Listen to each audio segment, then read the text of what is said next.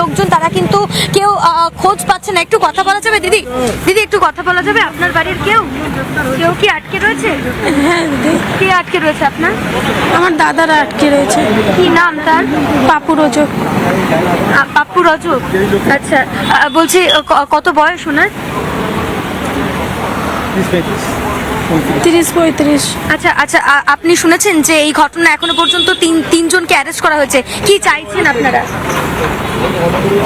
আমি এটাই ভাবি কি আমার যে পেশেন্ট আছে সুস্থ থাকুক, এই একটা কথা। আপনারা কি কোনো খোঁজ পেয়েছেন? পুলিশকে কিছু বললো? অ্যাড্রেস নাম্বার তো সব নিয়েছে, আমাদের আজ হসপিটাল পাঠাচ্ছে, আমরা যাই দেখি কি হচ্ছে। আপনারা কি এখন এসএসকেএম যাবেন?